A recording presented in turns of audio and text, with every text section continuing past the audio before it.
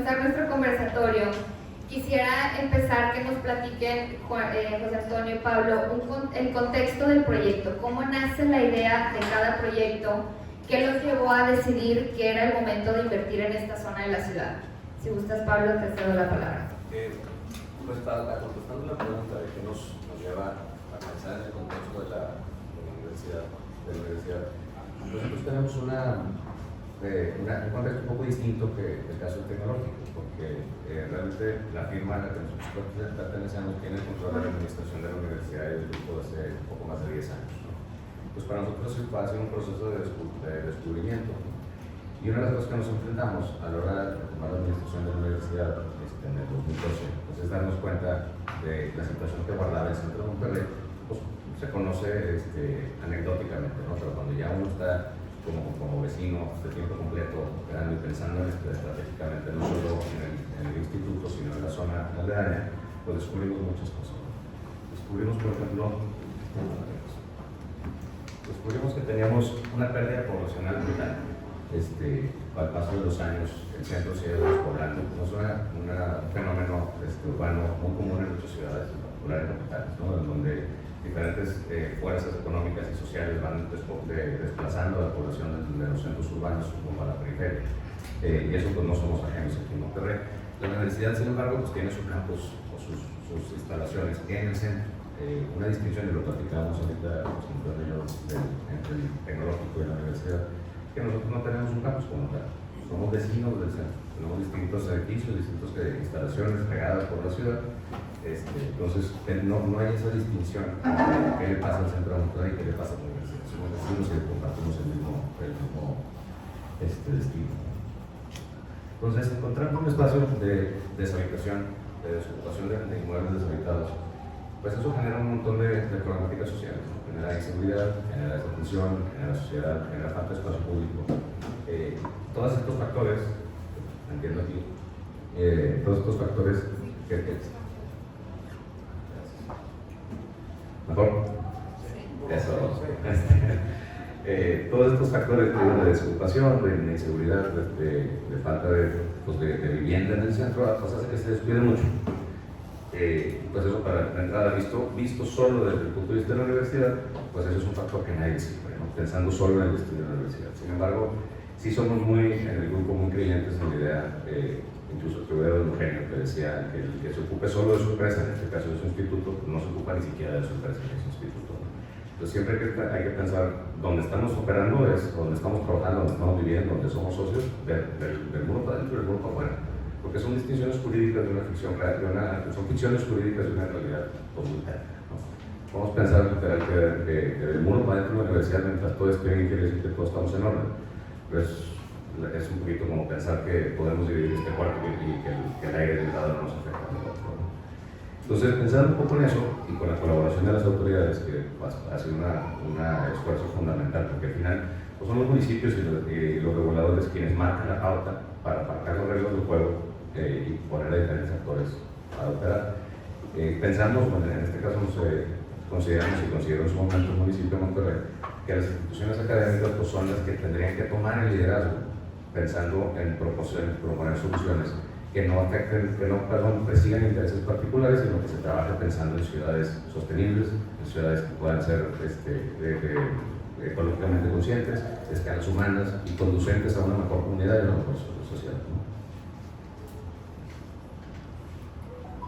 Entonces, por ese mismo orden de ideas se desarrolló con un esfuerzo conjunto entre la universidad, la iniciativa privada y en ese entonces la administración de Margarita Zavala de la Garza y diversos otros alcaldes que han pasado por ahí, pues un proyecto que busca esto, ¿no? Que busca reactivar el centro metropolitano, que busca reatraer a la población del centro, que busca reactivar el centro y atraer a la población al centro metropolitano. ¿Por qué se llama Distrito Purísima Alameda? Después de hacer una profunda reflexión de diferentes marcas, nombres que puedan sonar interesantes, que va a ser como más penetrante en la conciencia, ¿no? Para poder transmitir el mensaje. Pues pensamos que en esta zona tenemos la Plaza de la Purísima y la Plaza de la Alameda, que son dos grandes bastiones de conexión social que han perdido su relevancia para ese fin en los últimos años, ¿no? En las últimas décadas incluso. Entonces el objetivo pues es ese, se llama así pensando en reactivar toda la zona, que tengamos, como dice por la recuperación de espacios públicos, porque al final el espacio público es eso, no es solo la plaza, es la zona donde personas que convivimos en la ciudad conectamos, en donde tenemos ese tercer espacio que se ha perdido, ¿no? Y eso es lo que nos ha hecho voltear como rumbo hacia el exterior de la universidad. Insistiendo, nosotros no somos solo un vecino que vive aislado del centro, somos parte de Monterrey, es parte de nuestra identidad. Y vemos como una obligación como del día a día de las operaciones estar involucrados en el quehacer de los vecinos. Muchas gracias, Pablo. Les cedo la palabra a José Antonio para que nos platique un poquito sobre el contexto que llevó a decidir este momento para intervenir en la ciudad. Gracias. Y gracias, Pablo, y muchas gracias por la invitación. Encantado y gracias que estén aquí todas y todos. Voy a hablar un poco de Distrito Tech y cuál fue esta intención que nos impulsó a trabajar como universidad, como Tecnológico Monterrey en esta zona, pues que hoy llamamos Distrito Tech, y que de manera, pues es muy interesante cómo existen muchos paralelos y muchos elementos comunes entre lo que la UR y el TEC de Monterrey enfrentamos en nuestro territorio. Es importante reconocer que el Distrito Tech está en esta zona de la ciudad, es una zona muy céntrica de la zona metropolitana de Monterrey, es un polígono de 452 hectáreas, el TEC de Monterrey está dentro de las líneas, los puntos amarillos, como bien dice Pablo, el TEC, a diferencia de la UR, es un campus universitario que opera dentro de un territorio. El Distrito Tech es este polígono que está en los puntos blancos, ¿no? Son 452 hectáreas, 24 colonias, y en el 2010 este polígono tenía 17,000 habitantes. La razón por la cual inicia Distrito Tech es la muerte de Jorge Javier, dos estudiantes de excelencia, literalmente dentro del campus, ¿no? En esta puerta. Y fue probablemente un hecho muy dramático para la institución, para la ciudad, yo creo, no solamente para el TEC, pero marcó un punto de partida donde el Tecnológico Monterrey tenía que reflexionar, y de hecho estuvo en la mesa decir: vámonos de aquí a otro lugar donde podamos asegurar la seguridad de nuestra comunidad, ¿no? O sea, fue una discusión que se tuvo a nivel institucional, y decir, bueno, ¿qué podemos hacer para que esto no nos vuelva a suceder? O vámonos de aquí para que nuestra comunidad pueda tener certeza de que no va a pasar esto nunca más. La decisión que se tomó a nivel institucional, el Tecnológico Monterrey, fue: trabajemos con las autoridades, con vecinas y vecinos, para cambiar la realidad, al menos de este territorio, y que ojalá, cambiando la realidad de ese territorio, pues podamos contribuir a una reflexión de cómo nuestra ciudad en general tiene que cambiar, ¿no? Teníamos claro que no era solamente el Distrito Tech, teníamos claro que había que hacer muchas cosas a nivel de la ciudad, pero sí el TEC decidió asumir el liderazgo de una transformación en este territorio. Una de las acciones más complejas, que ahorita se dice muy sencillo, pero asumir el liderazgo de la transformación de un territorio donde eres un vecino importante, eres un vecino de escala importante, pero no tienes ninguna atribución. Es decir, la atribución la tiene la administración municipal, ¿no? Incluso la relación con las vecinas y vecinos no necesariamente era una relación de confianza, de hecho no lo era una relación de desconfianza.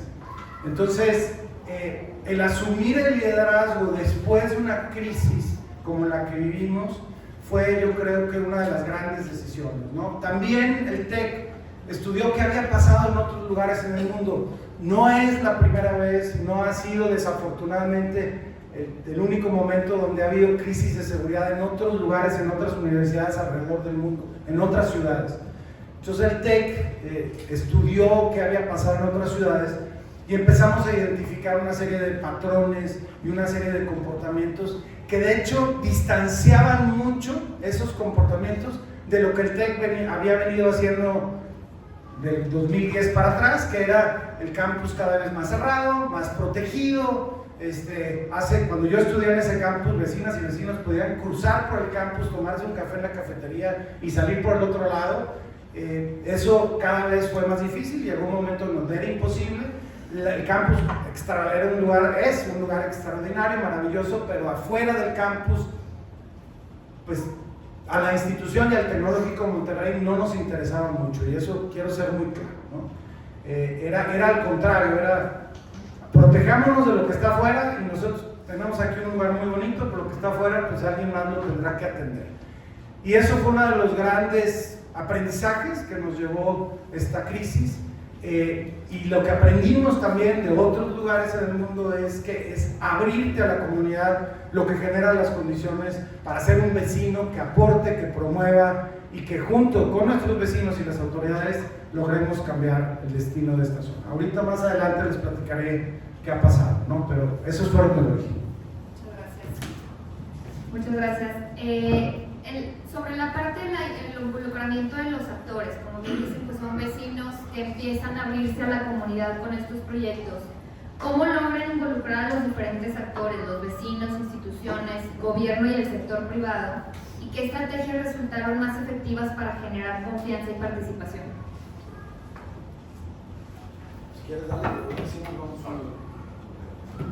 Bueno, hablando específicamente de las estrategias de involucramiento de la comunidad, esa es una cosa que, digamos, si se viera esto como una empresa, no como un emprendimiento social, ¿no? Al final eso es lo que es. Es una cosa que diría, pues la comunidad da un poco gorro, ¿no? Al final es mi cliente y yo le doy el producto y se acabó. En este caso es fundamental que las soluciones que se planteen, por más que estén bien pensadas y tengan sustento técnico, sean asumidas, compradas y conocidas por la comunidad, que se adopten como propias. Porque la única manera de que esto sea sostenible en el tiempo es que el propio usuario y vecino lo cuide. Entonces, es un proceso largo de escucha, largo de apertura, de conocimiento de las problemáticas, porque pareciera que quizá porque nosotros sentimos como universidad que existe X o Y problemática en la zona, pues a lo mejor el vecino lo percibe completamente diferente. Y muchas veces esas percepciones, aunque no sean estadísticamente relevantes o no sean estadísticamente fundamentadas, las percepciones muchas veces no son racionales. Yo no puedo llegar a decirle a alguien, oye, la seguridad está muy bien, pues sí, pero acaban de matar a mi vecino, ¿no? Y a lo mejor es el único asesinato que ha pasado en 10 años, no sé, pero esa percepción ya se quedó, ¿no? Entonces hay que trabajar mucho también con los sentimientos de las personas, las emociones de las personas y involucrarlos en el trabajo, ¿no? Nadie sabe mejor qué está pasando en la comunidad que los que viven ahí. Entonces, traerlos no como espectadores o recipientes o usuarios del producto del distrito que se está generando, sino como activos generadores, es una cosa fundamental. Y eso es a través de foros de escucha, de trabajos de salida, de incluso en proyectos de limpieza, mantenimiento e intervenciones urbanas, que sean los mismos estudiantes, los mismos vecinos, los que estén abiertos a la convocatoria para, sí, con la coordinación de la universidad, pero sean los mismos usuarios, los mismos vecinos quienes ejecutan los programas. Es una cosa que no puedo decir que ya tuvimos el éxito que no hemos logrado la meta, pero no hubiéramos podido avanzar hasta donde vamos sin ese factor, sin duda. Esa pregunta de cómo involucrar a los actores relevantes, yo creo que es claro, ¿no? Es un espacio que es un pedazo de ciudad, y en ese sentido pues hay muchas vecinas, vecinos, la autoridad es la que lo gestiona. Yo creo que en el caso del TEC, pero creo que en general cuando hablamos de los temas urbanos, el punto de partida que debemos de asumir quien quiera liderar un proceso de transformación urbana es la desconfianza, ¿no? Por alguna razón, ¿no? Hay una enorme desconfianza entre vecinos y vecinas, autoridades con desarrolladores con autoridades. O sea, hay una conversación que está rota en temas urbanos en general, no solamente en Monterrey, en toda la República, ¿no? Y yo inclusive les diría en todo el mundo, ¿no? Hay una conversación que no hemos tenido con suficiente profundidad. En el caso del Distrito TEC asumimos de entrada, y era muy claro, que estábamos partiendo desde la desconfianza, ¿no? Y eso era importante porque lo que teníamos que construir era confianza. Si pretendíamos que algo sucediera en este territorio, teníamos que construir confianza.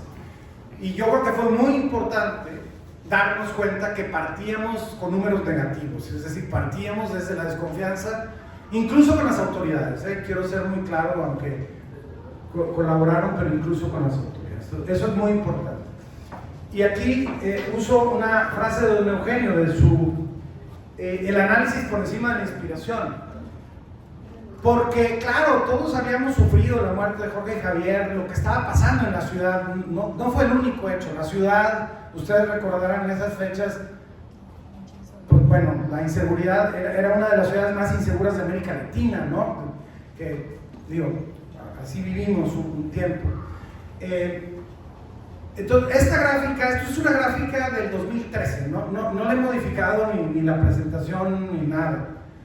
Pero cuando analizamos qué estaba pasando en el Distrito Tec, y de hecho Pablo nos compartió también que en la zona de la UR, de Huizil Alameda, había perdido población. Bueno, lo que podemos ver es que en esta zona del Distrito Tec, de 1990 al 2000, perdió 3% de su población, del 2000 al 2010 perdió 24% de su población. En el 2010 el 36% de la vivienda que estaba alrededor de la universidad estaba deshabitada, según el censo, no fue un análisis que hizo el TEC, tomamos los datos del censo, lo analizamos en el territorio y nos dimos cuenta de esto. Esta lámina es la que sacamos en el 2013. Una vez que sale esta información, yo voy con el secretario de Desarrollo Urbano del Gobierno del Estado y le digo, esto está pasando en el Distrito TEC. Y esta es una historia relevante porque lo que me respondió el secretario fue: no es cierto, esto no puede ser, no es cierto. Digo, suena de risa, pero es como de tenerle pavor al asunto, ¿verdad? Porque pues era el responsable de los temas urbanos en el Estado. Y no solamente, le dije, oye, y no solamente está pasando en Distrito Tec, está pasando en toda la zona central de la ciudad. Ya vimos los datos que Pablo nos compartió. Esta pérdida de población no estaba pasando solamente aquí, está pasando y sigue pasando, ¿no? Eso podemos platicarlo en otra ocasión. Sigue pasando en toda la parte de central de la ciudad. 36% de la vivienda desocupada en un territorio. Ustedes van caminando por ahí, lo que vende se renta, se vende. Pero ¿qué empiezan a ver? Pues basura en algunas de estas casas, ¿no? Abandono, luego pues alguien llegó y se llevó pues, ¿no?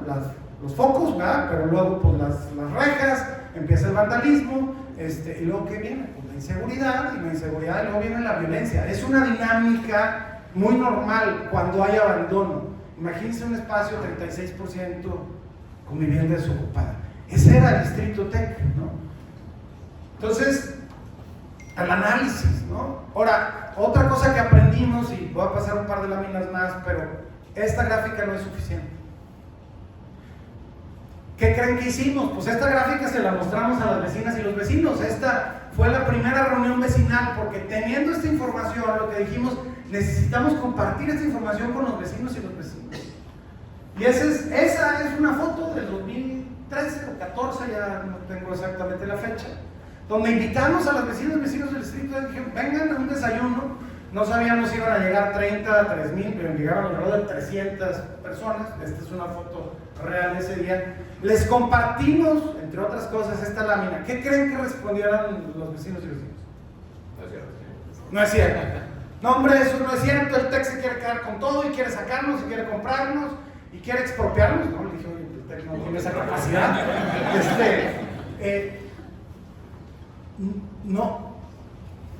No hay una conciencia, ¿no? ¿Saben la analogía esta de la rana que está en una olla, ¿no? Entonces, está todo dar y la agüita caliente y todo, pues hasta que te quemas. Bueno, eso nos está pasando en las ciudades y nos sigue pasando, ¿no? Y no solamente en Monterrey, nos está pasando en todo México. Pero lo que fue muy importante es acompañar los datos, el análisis, con una narrativa y con un proceso de apertura a reflexionar qué significan esos datos en mi vida cotidiana, en mi calle, en mi cuadra. Y cuando empezábamos a tener esas conversiones, no sé si traigo alguna, bueno, estas, ¿no? De hecho fueron más de 76 reuniones de trabajo con vecinos y vecinos, en donde entonces sí, en grupos pequeños, cercanos, reflexionamos qué significa esa pérdida de población, ese 36% de vivienda desocupada en tu cuadra, en tu calle. ¿Por qué tus hijos no pudieron quedarse a vivir ahí aunque querían vivir ahí? esas preguntas de la vida cotidiana empezaron a decir, sí, cierto.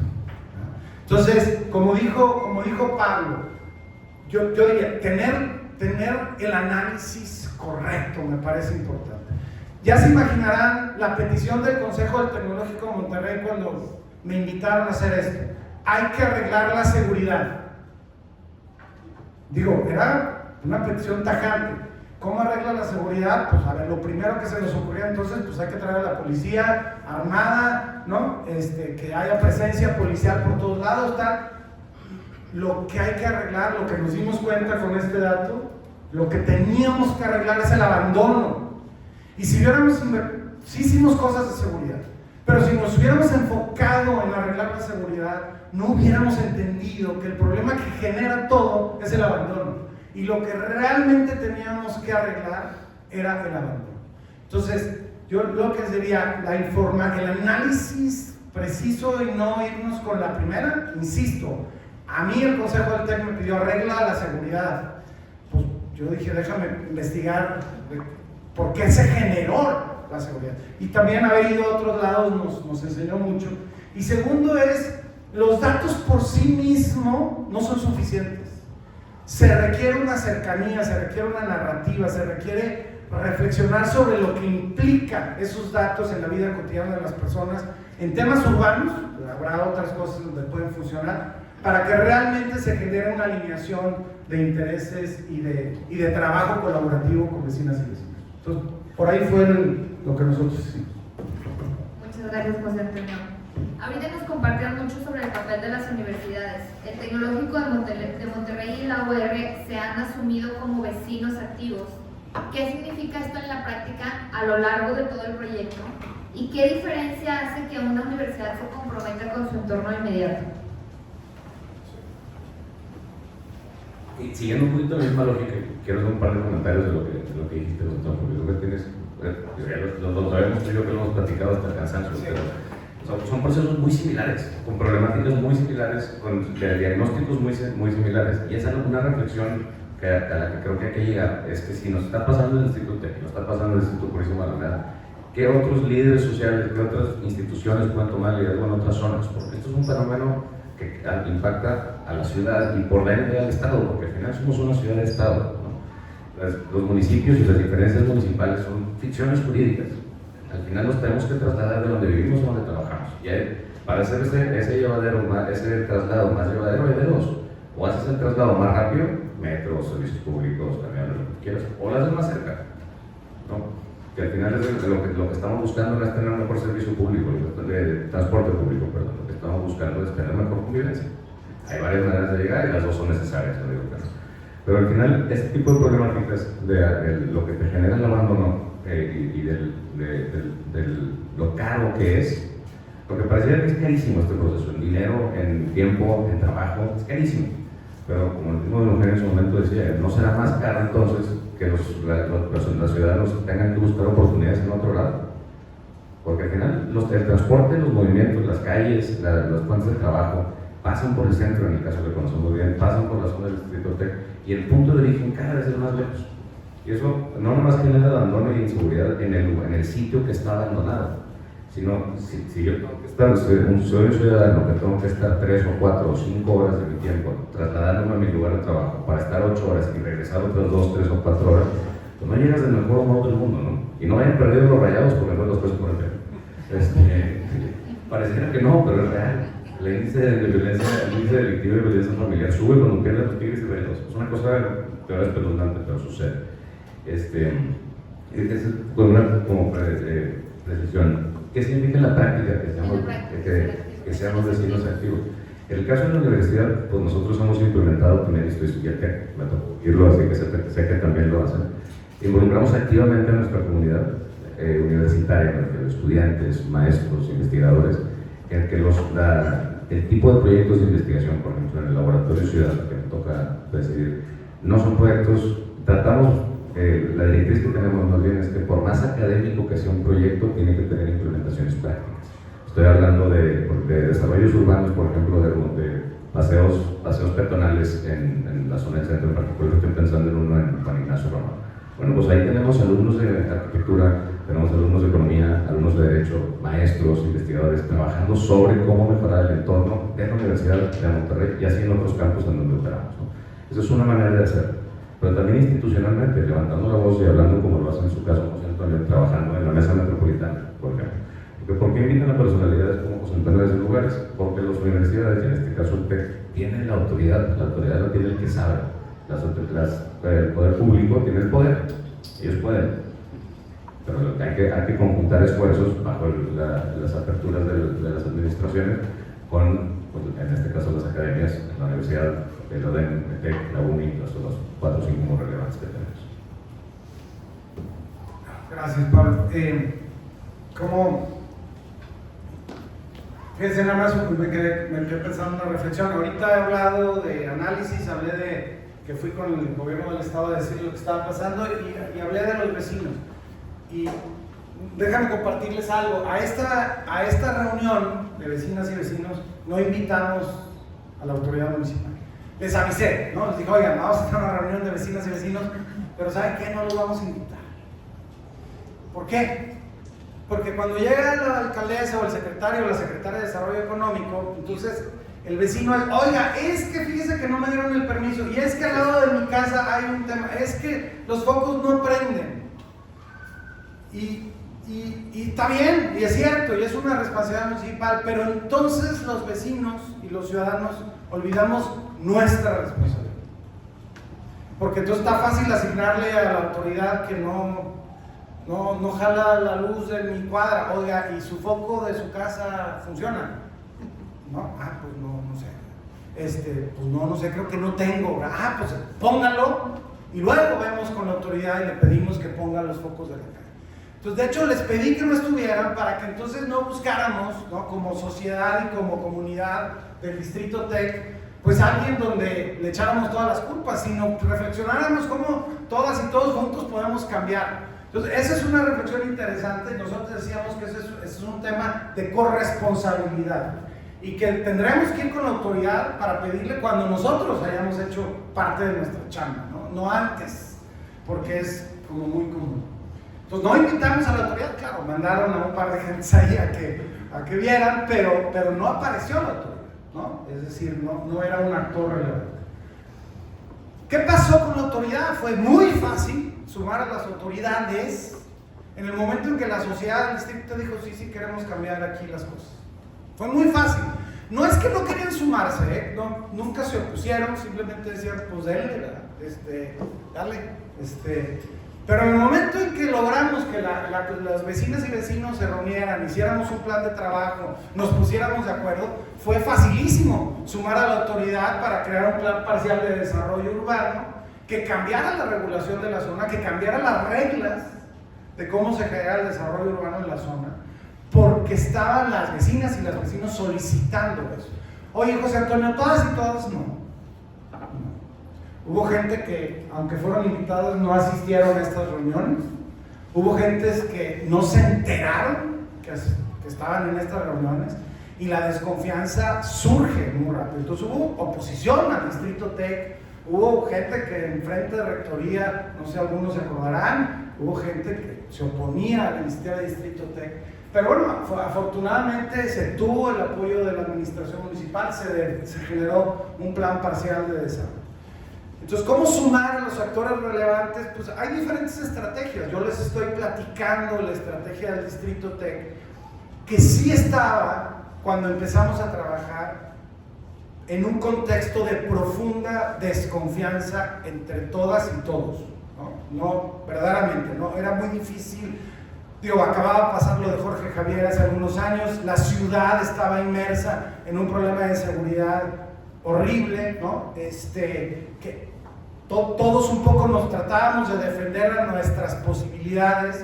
Entonces, ese contexto lo que a nosotros nos obligó es a buscar una secuencia de acciones en donde las vecinas y vecinos fueron los primeros donde pusimos atención y donde pusimos esfuerzo. Y después sumar a las autoridades, honestamente, fue mucho más sencillo, ¿no? Porque no era el TEC de Monterrey, era el TEC de Monterrey en conjunto con sus vecinas y vecinos, la mayoría, no todos, eso es importante aclararlo. El que fuimos con ellos, trabajamos con las autoridades en la elaboración del programa parcial de desarrollo, porque la elaboración de estos programas es atribución única de las administraciones municipales, es decir, participamos como universidad y las vecinas y vecinos participaron, pero quien lleva la pluma y quien lleva las atribuciones jurídicas es el municipio. Este programa cambió las reglas de la inversión inmobiliaria en Distrito TEC. Entonces, esa secuencia a nosotros nos ha funcionado muy bien hasta el día de hoy. Y esto ya pasaron 4 administraciones, ahorita estamos en la 5ª administración municipal y el programa del Distrito TEC continúa. Es el tercer gobernador que vive el Distrito TEC.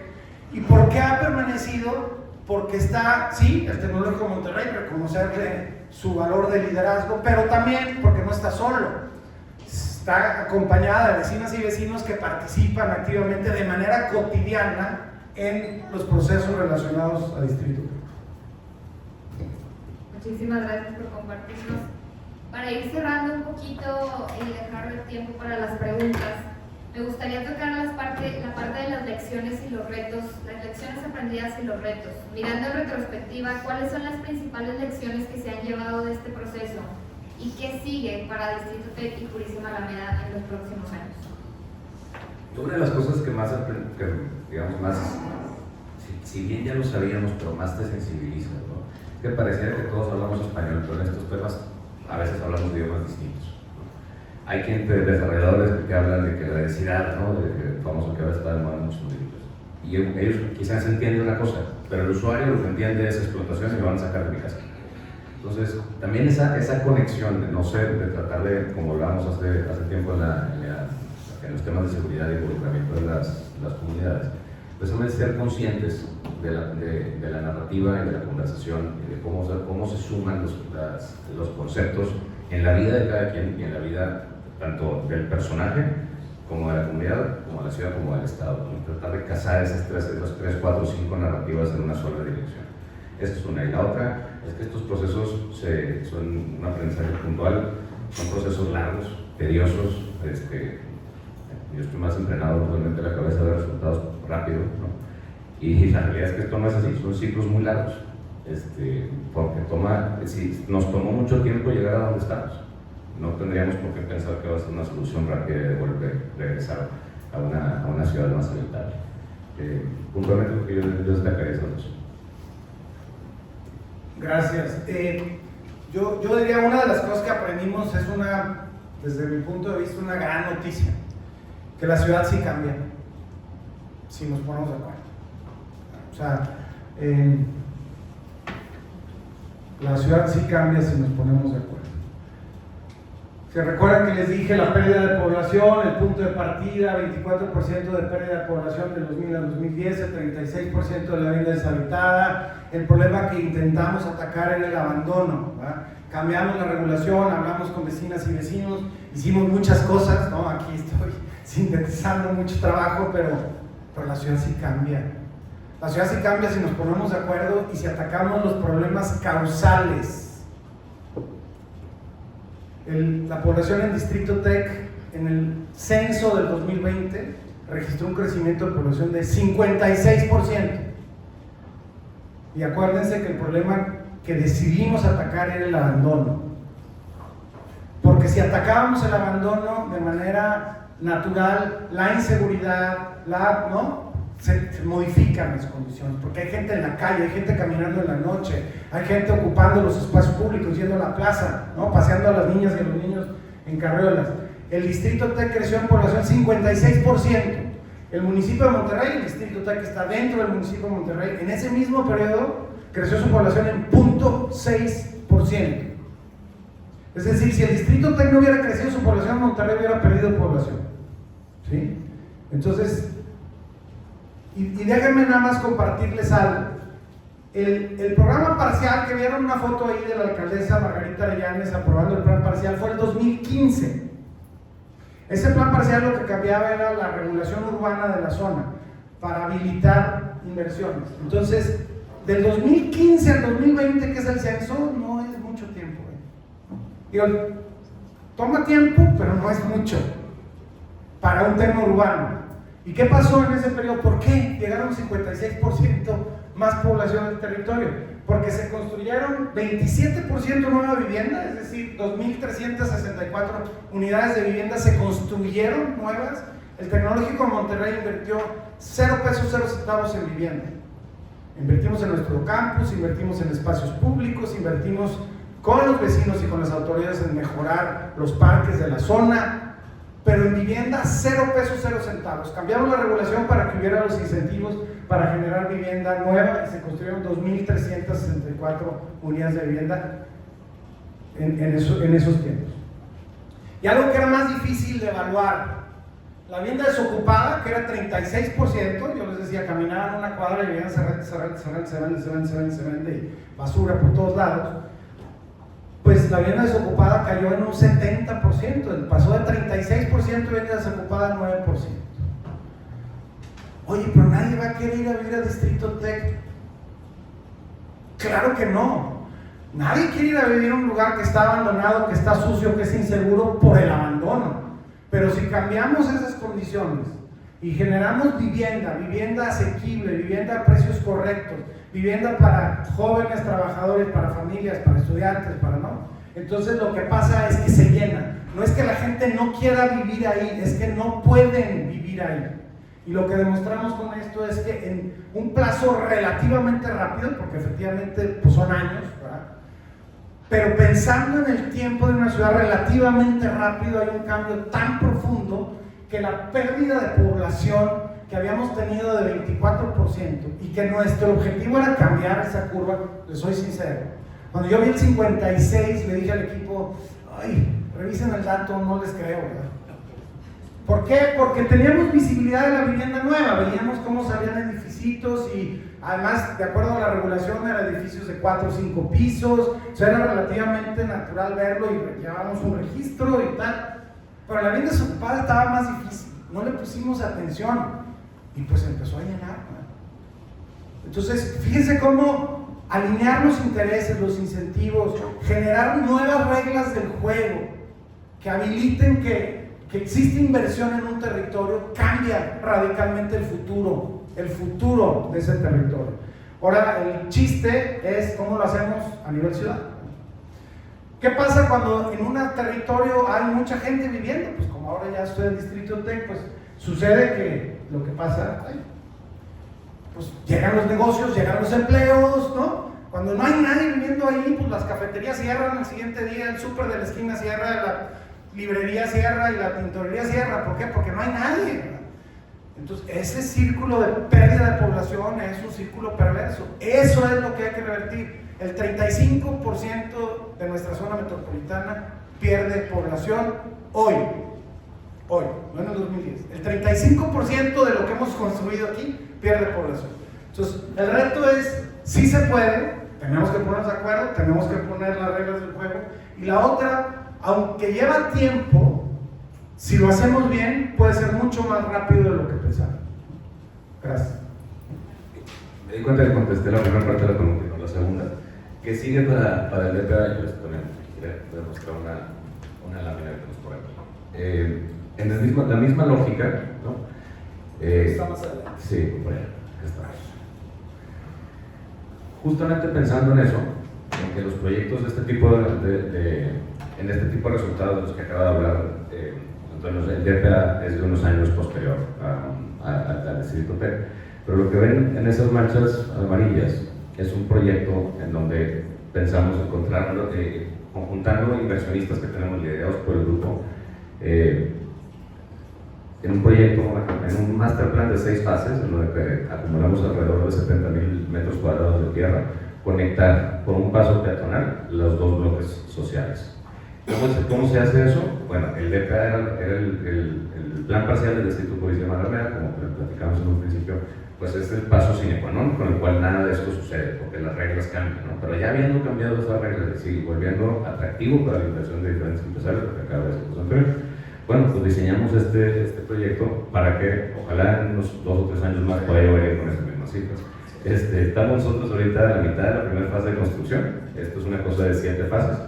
Entonces es un proyecto que espero que en este ciclo, que espero sea más rápido, podamos encontrar resultados similares. Y volviendo a lo mismo, en este caso en particular, lo entendemos no solo como algo que va a cambiar el distrito, porque el centro urbano de la ciudad está diseñado desde la infraestructura para ser el corazón de cómo nos movemos, cómo nos pensamos. Entonces, ¿cómo lo hacemos a nivel ciudad? Juntando diferentes distritos, diferentes zonas de impacto, diferentes líderes sociales que quieran tomar este tipo de liderazgo, entendiendo que depende fundamentalmente del municipio, pero traer las propuestas sobre la mesa, las ideas y los cambios. Estoy seguro que por acá en el obispado también vamos a hacer una cosa similar. Perfecto, muchas gracias. Vamos a abrir el espacio para las preguntas. Abrimos a 3 preguntas del público breves y regresamos con ustedes para contestar las preguntas y un mensaje de cierre. Entonces, ¿quién gusta? Allá hay una, 2 y la tercera.